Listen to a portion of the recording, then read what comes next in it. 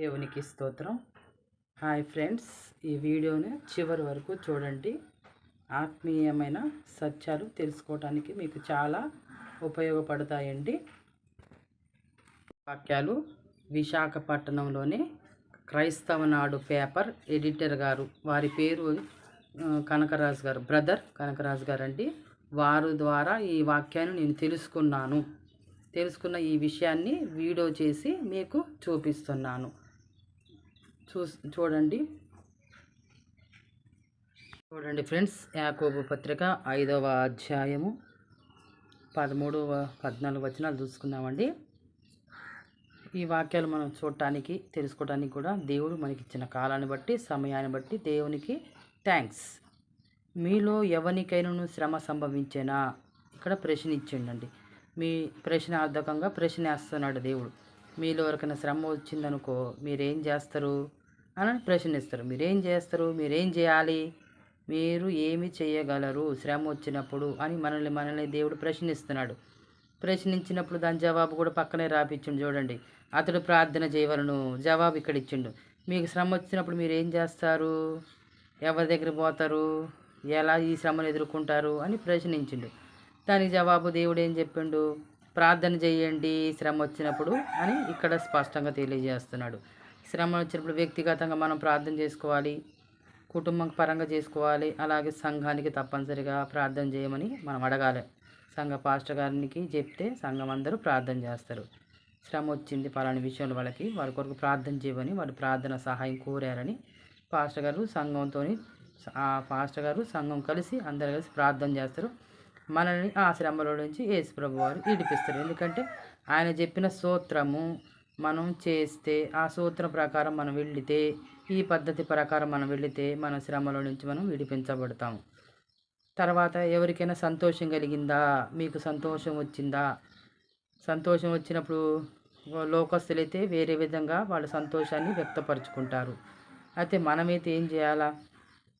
కీర్తనలు పాడమంటున్నాడు.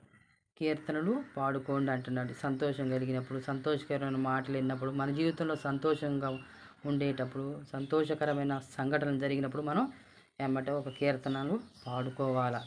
తర్వాత ఏమంటాడు? మీలో ఎవరైనా రోగి అయి ఉన్నాడా? మీకు ఎప్పుడైనా మీకు రోగం వచ్చిందా అని ప్రశ్నించండు. మీలో ఎవరైనా రోగంతో ఉన్నారా? మీరేం చేస్తారు? ఏం చెయ్యాలి అనేసి ప్రశ్నించండు. రోగం వచ్చినప్పుడు మీరు ఏం చేస్తారు, ఏం చేయాలో కూడా ప్రశ్నించండు. అప్పుడు దాని సమాధానం పక్కనే ఇచ్చిండండి. అతడు ఏం చేయాలా? రోగం వచ్చిన వ్యక్తి సంఘపు పెద్దలను పిలిపించుకోవాలి. వాళ్ళు ప్రభునామంలో అతనికి నూనె రాసి అతని కొరకు ప్రార్థన చేయాలని చెప్తున్నాడు. అట్లా చేయించుకోండి. మీకు రోగంతో ఉన్నప్పుడు సంఘపు పెద్దల్ని, సంఘంలో ఏ వ్యక్తినైనా సరే పిలిపించుకోవచ్చు. అందుబాటులో ఎవరుంటే వాళ్ళు, సంఘ కాపరి కానీ, సంఘ పెద్దలు కానీ, సంఘంలో ఎవరున్నా కానీ వాళ్ళని మీరు పిలిపించుకొని వాళ్ళతోని ప్రభు నామంలో మీరు ప్రార్థన చేయించుకోండి. వాళ్ళు నూనె రాసి ప్రార్థన చేస్తారు మీకోసం అంటాడు. వాళ్ళ గృహంలో ఏ నూనె ఉంటే ఆ నూనెతో రాసి ప్రార్థన చేయొచ్చండి. కానీ నూనెకు ప్రార్థన చేయమనైతే ఎక్కడ లేదండి. నేను చెప్పే అంశం ఏంటంటే నూనె గురించి అండి. ఈ నూనెకు ప్రార్థన చేయమన్నట్టు యేసుప్రభు ఎక్కడ కూడా రాపిలేదండి.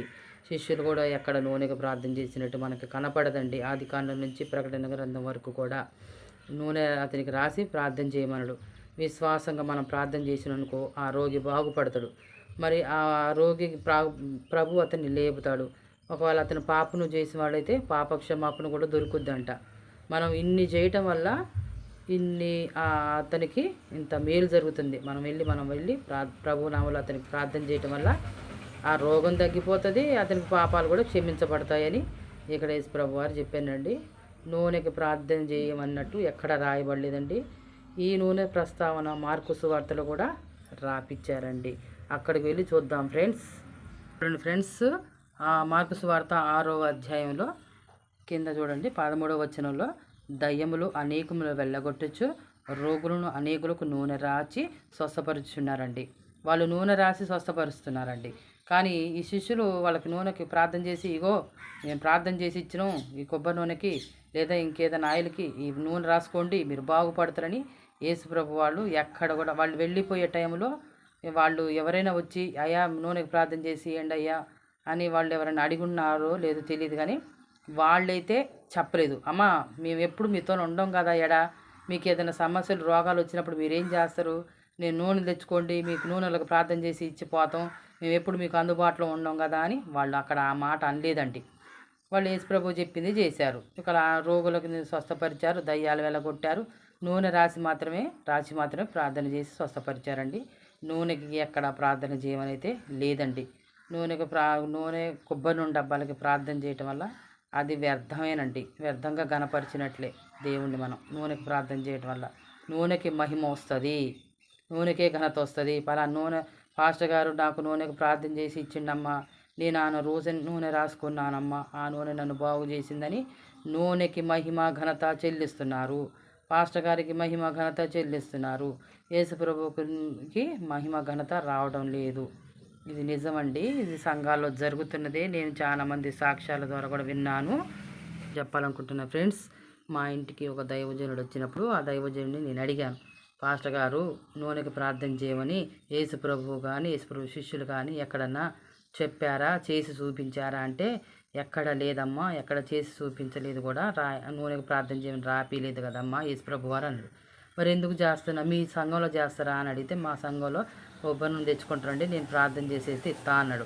మరి ఎందుకు అలా చేస్తున్నారంటే పెద్ద పెద్ద సంఘాలు వాళ్ళే చేస్తున్నారు, వాళ్ళని చూసి నేను చేస్తున్నాను. ఈరోజు కొబ్బరి నూనెకి ప్రార్థన చేయించుకొని అదే అలవాటు పడిపోయారు.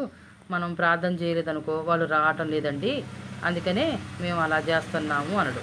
మరి దేవుడు చెప్పింది చేయకపోవటం వల్ల ఏం ఉపయోగం ఉంటుంది చెప్పండి. ఇగో ఇక్కడ చెప్తున్నా నేను, ఈ ప్రజలు పెదవులతో నన్ను ఘనపరచుదురు కానీ వారి హృదయం నాకు దూరంగానున్నది.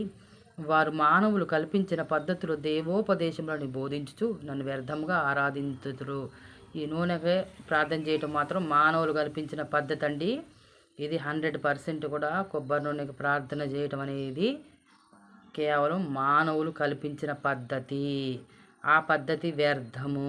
ఇక్కడ దేవుడు అంటున్నాను, వ్యర్థంగా కనపరుస్తున్నారు, వ్యర్థమైన పనులు చేస్తున్నారు, వ్యర్థంగా మీరు ప్రజలకి బోధిస్తున్నారు. కొబ్బరి నూనెకి ప్రార్థన చేయించుకోవడం, ఎవరైనా ప్రార్థన చేయమని కొబ్బరి నూనెకి వచ్చినప్పుడు మనం వాళ్ళని ఖండించాలా. ఇగోమ్మ వాక్యంలో లేదు, కాకపోతే నూనె రాసి ప్రార్థన చేయమంటే కానీ నూనెకి ప్రార్థన చేసినట్టు ఎక్కడ చెప్పలేదు. యేసు ప్రభు చెప్పనిది చేయటం వల్ల ఆయనకి వ్యతిరేకంగా మనం పోవటమే కదా, వాక్యాన్ని వ్యతిరేకించినట్టే కదా, వాక్యాన్ని అవమానం చేసినట్టే కదా. మనం వాక్యాన్ని గౌరవించి ప్రేమించినట్టయితే జీవం కలిగిన దేవుని వాక్యమే బాగు చేస్తుంది. కానీ కొబ్బరి నూనె ఎందుకు బాగు చేస్తుందమ్మా? మేము ప్రార్థన చేస్తాం విశ్వాసంగా, ప్రభు మిమ్మల్ని స్వస్థపరుస్తాడు, కొబ్బరి నూనె అయితే మిమ్మల్ని బాగు చేయదండి అని చెప్పాలా. ఎవరైనా అంటే అట్లా ఖండించాలా. అలా ఖండించినప్పుడే నువ్వు కొబ్బరి నూనెలకు ప్రార్థనలు చేయించుకోవటం అన్నది ఆగిపోతుంది. చూడండి ఫ్రెండ్స్, ప్రకటన గ్రంథము 22వ అధ్యాయంలో ఇక్కడ చివరి కూడా రాపిచ్చిండు. ఇగో ఈ గ్రంథంలో ఉన్న ప్రవచన వాక్యాలు విను ప్రతి వాడికి నేనేం సాక్ష్యం చెప్తున్నా అంటే, ఎవడైనా వీటితో మరి ఏదైనా కలిపిన ఎడలా ఈ గ్రంథంలో వ్రాయబడిన తెగుళ్ళు దేవుడు వారికి కలుగజేయును. ఎవడైనా ఈ ప్రవచన గ్రంథం వాక్యంలో తీసేసిన ఎడలా ఈ గ్రంథంలో ఉన్న ఏదైనా కూడా కలపొద్దంటండు, తీసివేయొద్దంటండు. మరి యేసుప్రభు చెప్పంది కలిపినట్టే కదా ఈ కొబ్బరి నూనెకు ప్రార్థన చేయటం. ఇలాంటి ప్రార్థనలు వ్యర్థమే కదా. కొబ్బరి నూనెకు ప్రార్థన చేయటం వల్ల కొబ్బరి నూనెకి మహిమ వస్తుంది. కొబ్బరి నూనె ఒక మెడిసిన్ లాగా వాడుకుంటారు. కొబ్బరి నూనె మీదనే, ప్రార్థన ఆయిల్ మీదనే ఎక్కువ వాళ్ళు ఆధారపడతారు. కొబ్బరి నూనె లేకపోతే అయ్యో కొబ్బరి నూనె అయిపోయింది, పాస్టర్ గారి దగ్గరికి వెళ్ళి కొబ్బరి నూనె తెచ్చుకొని ప్రార్థన చేయించుకోవాలని వాళ్ళు అనుకుంటారు. వాళ్ళకి కొబ్బరి నూనె లేకపోతే వాళ్ళు ఒక మెడిసిన్ లాగా వాళ్ళు దానికి బానిసలైపోతున్నారు. కాబట్టి వాక్యానికి మనం లోబడిపోవాలా, వాక్యం మీదనే మనం ఆధారపడాలండి. కాబట్టి ఎవరైనా సరే ఈ పరిశుద్ధ గ్రంథంలో ఆది కాండం మొదలుకొని ప్రకటన గ్రంథం వరకు కూడా కొబ్బరి నూనెకి ఎక్కడైనా ప్రార్థన చేయటం అనేది ఉంటే మీరు కామెంట్ రూపంలో పెట్టొచ్చండి, నాకు ఏ అభ్యంతరం లేదు. సిస్టర్ గారు ఇక్కడ రాసింది కొబ్బరి నూనె ప్రార్థన చేయమని అనేసి మీరు కామెంట్ రూపంలో అధ్యాయం వచనంతో పాటు చూపించండి. దయచేసి ఎవరు కూడా కొబ్బరి నూనెకి ప్రార్థన చేయించుకొని వ్యర్థంగా దేవుని మనం ఆరాధించొద్దండి, వ్యర్థమైనవి చేయకూడదండి. మన హృదయాలు దూరం అయిపోతాయని ప్రభువే చెప్తున్నాడు.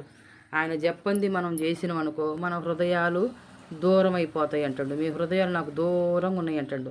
వాక్యం ఇంత దగ్గరకు పెట్టుకొని ఇంత స్పష్టంగా దేవుడు రాపించినా కూడా ఆయనకి మనం దూరం అయిపోతున్నాం, మన హృదయాలు దూరం అయిపోతున్నాయి. అందుకని ఎప్పుడైనా వాక్యం మీదనే మనం ఆధారపడి జీవించాలి. యేసు ప్రభు చెప్పిందే మనం చేయాలి. ఈ వాక్యము మీరు విన్నందుకు మీకు వందనాలండి.